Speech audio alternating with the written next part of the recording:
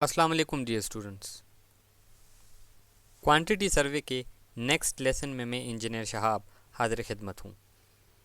आज जो टॉपिक हम डिस्कस करने जा रहे हैं वो है सर्कुलर वाल। अब सर्कुलर वाल की क्वांटिटीज़ किस तरह से निकालते हैं, उसके लिए जो तरीक़ाकार इख्तियार करते हैं उस पर मैं आज रोशनी डालूँगा। इसके लिए सबसे पहले सर्कल के हम दो बुनियादी हिस्सों को समझेंगे। सबसे पहले इसका डायमीटर है। डायमीटर सर्कल के कोई भी बैरूनी दो नुकात, ऐसे दो नुकात जो सर्कल के दरमियान में से गुजरते हुए आपस में मिलते हैं, इसको सर्कल का डायमीटर कहा जाता है। जबकि डायमीटर के जो मिकदार होती है उसको जब हम उसका निस्फ लेते हैं या उसको हाफ़ करते हैं तो उसको हम रेडियस कहते हैं। अब इन दोनों जो डायमेंशंस हैं इनकी मदद से हम वॉल की लेंथ मालूम करते हैं। क्योंकि हमारे पास सर्कुलर वाल है तो सर्कुलर वाल की हमें सेंटर लाइन की लेंथ चाहिए, और सेंटर लाइन की लेंथ लेने के लिए हम इसका सर्कमफेरेंस का यानी मुहीत का फार्मूला जो है वो इसके ऊपर हम अप्लाई करेंगे, जिससे हमारे पास इसकी टोटल लेंथ आ जाएगी। इसकी मिसाल ऐसे ही है कि हम फीते को या टेप को इसके एक सिरे पर रख कर नापना शुरू करें और इसके इस वॉल के साथ साथ फेरते हुए इसके जिस मकाम से हमने नापना शुरू किया था उस पर इख्तिताम करें तो इसकी टोटल लेंथ आती है। अब प्रैक्टिकली ऐसा नहीं किया जाता, प्रैक्टिकली इसके लिए फार्मूला अप्लाई किया जाता है। अब फार्मूले की मदद से मैं इस सर्कुलर वाल की टोटल लेंथ निकालूंगा, यानी इसका मुहीत। इस लेंथ के लिए मुझे इसका डायमीटर चाहिए होगा या इसका रेडियस। अब दोनों तरीक़ों से हम इसका जो है वो इसकी लेंथ मालूम कर सकते हैं। जो डायमीटर की वैल्यू हमें यहाँ पे दी गई है इस ड्राइंग में, ये 8 फुट है और ये इंटरनल इसका साइज़ है। हमें इसका साइज़ ना ही एक्सटर्नल चाहिए और ना ही इंटरनल चाहिए, बल्कि हमें इसकी सेंटर लाइन का लेंथ चाहिए। अब अगर मैं इसकी जो वॉल है इसकी सेंटर लाइन लूँ तो इस वॉल की थिकनेस बेसिकली 9 इंच है। अगर हम इस क्रॉस सेक्शन को देखें तो इस वॉल की थिकनेस 9 इंच है। सो इसका मैं सेंटर लाइन सबसे पहले लेता हूँ।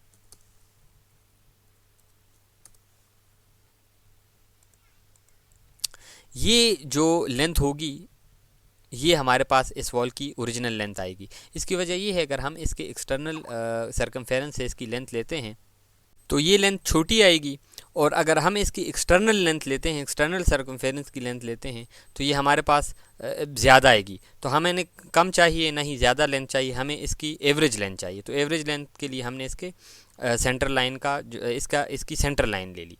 अब इसकी सेंटर लाइन की हमें लेंथ मालूम करनी है तो इसकी सेंटर लाइन का डायमीटर हमें सबसे पहले चाहिए, अगर हम डायमीटर का फार्मूला अप्लाई कर रहे हैं। और अगर रेडियस का तो इसकी सेंटर लाइन का रेडियस चाहिए।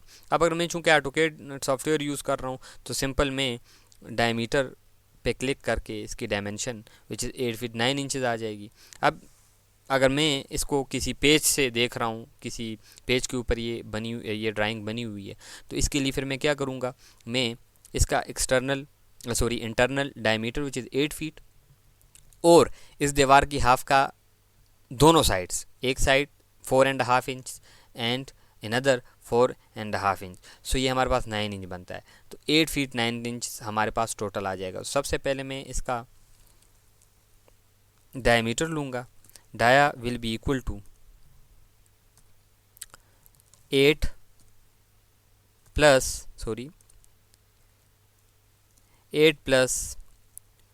2 टाइम्स ऑफ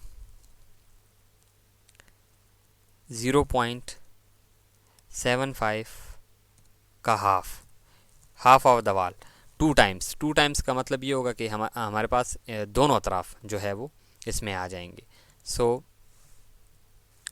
इसका आंसर आएगा। इसके लिए मैं कैलकुलेटर यूज़ करूँगा ताकि आपको पता चले कि इसको कैसे हल करते हैं। 0.75 को मैं डिवाइड करूँगा सबसे पहले 2 पे, और ये इक्वल आते 0.375, मल्टीप्लाई कर दूँगा 2 के साथ, और ये इक्वल आते 0.75 के साथ। इसका मतलब ये कि 2 के साथ कैंसिल हो जाता है, सो वापस वही 0.75 बचता है। और अगर इसको मैं प्लस 8 कर दूँ तो ये इक्वल आएगा 8.75। सो इसकी लेंथ हमारे पास आ जाएगी 8.75। अब मैंने ना ही इसका एक्सटर्नल डायमीटर लिया ना ही इंटरनल लिया, मैंने इसका एवरेज डायमीटर लिया, यानी 8 फीट इंटरनल और 9.5 फीट एक्सटर्नल बनता है अप्रोक्स। सो इसका मैंने एवरेज ले लिया। अब इस एवरेज डायमीटर से मैं इसकी लेंथ मालूम करूँगा। लेंथ मालूम करने का फार्मूला है L is equal to pi D. So pi multiply by D, multiply का साइन और D means dia. So simply मैं पाई की वैल्यू पुट करता हूँ। पाई की वैल्यू कांस्टेंट है which is 3.142 multiply by diameter की वैल्यू हमने ली 8.75। सो ये हमारे पास इक्वल आएगा, मैं कैलकुलेटर का यूज़ करूँगा। 8.75 मल्टीप्लाई बाय 3.142। सो ये इक्वल आएगा 27.4925। हम अप टू 2 डेसिमल प्लेसेस तक लेंगे 27.49। इसको मैं 27.5 कह सकता हूँ। सो एग्जैक्ट अगर हम ले लेने 27.49। सो टोटल लेंथ मेरे पास आ जाएगी 27.49 फीट। सो अब इस फार्मूले के तहत हमारे पास इसकी टोटल सेंटर लाइन की लेंथ आ जाती है 27.49। अगर हमने डायमीटर की मदद से इसकी लेंथ नहीं मालूम करनी बल्कि इसके रेडियस की मदद से इसकी लेंथ मालूम करनी है, सो मैं इसकी रेडियस का फार्मूला अप्लाई करूँगा।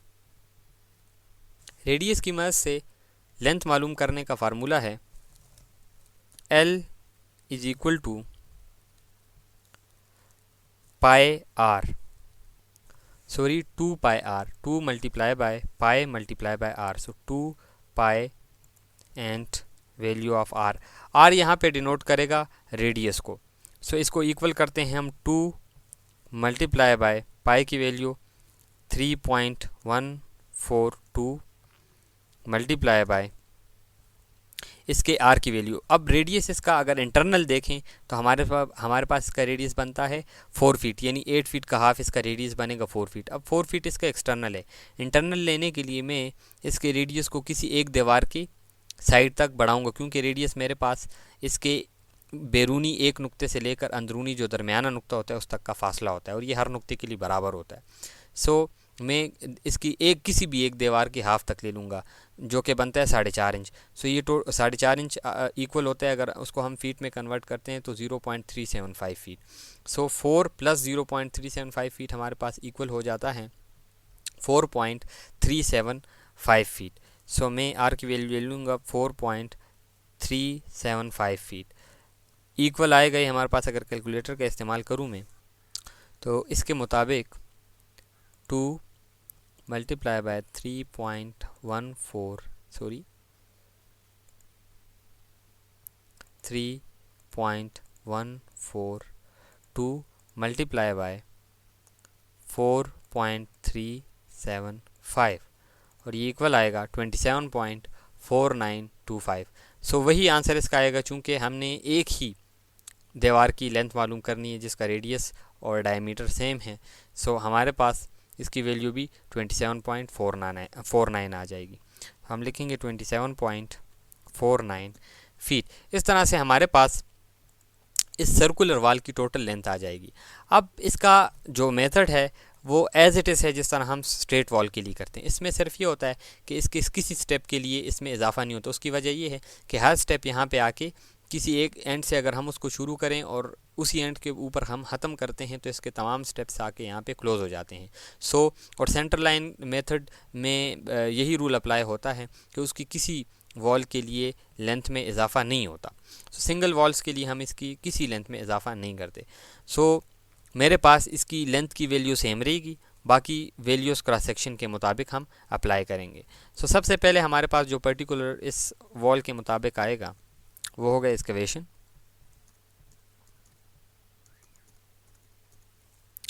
इसके बाद चूंकि एक ही वॉल है नंबर्स में हम 1 लिखेंगे। लेंथ इसकी मेरे पास 27.49 फीट आई है, सो 27.49 feet.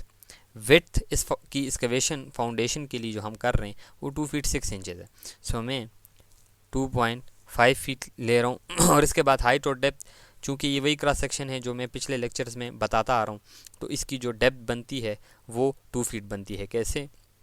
First step 9 inches, second step 6 inches, then 6 inches और उसके बाद 3 इंचेस। सो 9 6 15, 15 6 21 एंड 3 24 इंचेस और ये इक्वल होता है 2 फीट के। सो हम यहाँ पे 2 फीट लिखेंगे और इसके बाद इसकी क्वांटिटी मालूम करने के लिए इन तमाम जो मिकदारें होंगी उसको हम मल्टीप्लाई कर लेंगे। सो ये 137.45 और इसका यूनिट होगा CFT। इसी तरह नेक्स्ट जो इसका पर्टिकुलर होगा वो होगा PCC और इसकी रेशो हम साथ लिख देंगे 1:3:6। नंबर्स में 1 लिखेंगे। लेंथ किसी स्टेप के लिए चेंज नहीं होगी, सो 27.49 इसकी लेंथ रहेगी। इसके बाद PCC की विड्थ इतनी रखी जाती है जितनी फाउंडेशन की विड्थ रखी जाती है, सो 2.5 फीट। और ये इस पर्टिकुलर जो हमारे पास फाउंडेशन है जो जिसको हम स्प्रेड फाउंडेशन कहते हैं, इसके लिए हम इसको सेम रखते हैं। इसके बाद इसकी हाइट भी सेम ही रहेगी 2 फीट। सो हमारे पास इसका आंसर आ जाएगा 137.45। सॉरी 2 फीट नहीं होगी, ये थोड़ा सा मुझे गलत हो गया। इसकी चूँकि PCC का हम स्टेप मालूम कर रहे हैं तो 9 इंचेस, सो यहाँ पे मैं 9 इंचेस 0.75 फीट। सो ये हमारे पास आ जाएगी 51.54375 CFT। इसके बाद जो हमारे पास थर्ड पर्टिकुलर है वो brick work in foundation and plinth. ये आप देख रहे होंगे 3 हमारे पास ये स्टेप्स हैं और इन 3 स्टेप्स के लिए मैं अलग अलग मालूम करूँगी इनकी quantities. Brick work in foundation and plinth, और सबसे पहले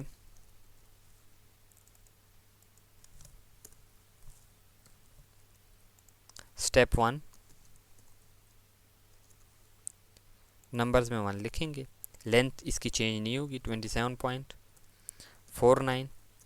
विड्थ स्टेप की 1 फीट 6 इंचेस, ये आप देख सकते हैं, सो 1.5 फीट। और इसके बाद इसकी जो हाइट है वो 6 इंचेस है, सो हम इसकी हाइट 6 इंचेस ले लेंगे। ये अगर 6 इंचेस को मैं कन्वर्ट करूँ फीट में तो 0.5 फीट के ये इक्वल होता है। इस तरह इसकी क्वांटिटी भी हमारे पास आ जाएगी और इसका यूनिट होगा CFT। इसी तरह स्टेप नंबर 2 नंबर्स में 1 लेंथ 27.49 फीट और इसके बाद इस स्टेप की विड्थ होगी और इसकी विड्थ है 1 फीट 1.5 इंचेस और इसको अगर मैं फीट में कन्वर्ट करूं तो इसकी वैल्यू मेरे पास आती है 1.125। इसको इस वैल्यू की कन्वर्जन मैं पहले भी बता चुका हूं, दोबारा मैं बताता चलूं कि इसकी कन्वर्जन का तरीका ये होता है कि 1.5 इंचेस है, सो 1.5 इंचेस को मैं डिवाइड कर दूं 12 पे तो ये फीट में कन्वर्ट हो जाता है और 1 फीट के साथ प्लस कर दूंगा तो टोटल इसकी लेंथ आ जाएगी और ये 1.125 के बराबर होगी। सो 1.12 सॉरी इसके बाद इसकी हाइट होगी और हाइट इस स्टेप की 6 इंचेस है, सो 0.5 फीट के इक्वल होते हैं। इसको भी 6 इंचेस को हम 12 पे डिवाइड करेंगे तो हमारे पास आंसर आ जाएगा।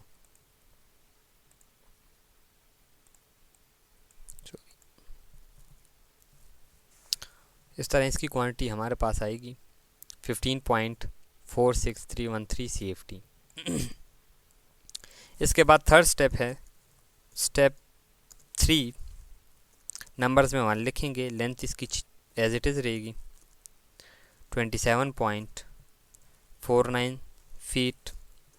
विड्थ स्टेप के लिए एज़ यूजुअल हम 9 इंच, हमारे पास ये मेंशन है 9 इंच क्योंकि वॉल की थिकनेस भी 9 इंच है, सो ये स्टेप वॉल की थिकनेस के बराबर है और ये 9 इंच होगा। सो 9 इंच इक्वल टू 0.75 फीट। 12 पे हम डिवाइड करेंगे 9 को तो हमारे पास आंसर आ जाएगा। इसी तरह इसकी जो स्टेप की हाइट है वो 9 इंचेस है, 3 inches below the ground level, 6 inches above the ground level, so total equal to 9 inches और 9 inches also equal to 0.75 feet. So इसकी भी क्वांटिटी हमारे पास एज इट इज़ आ जाएगी।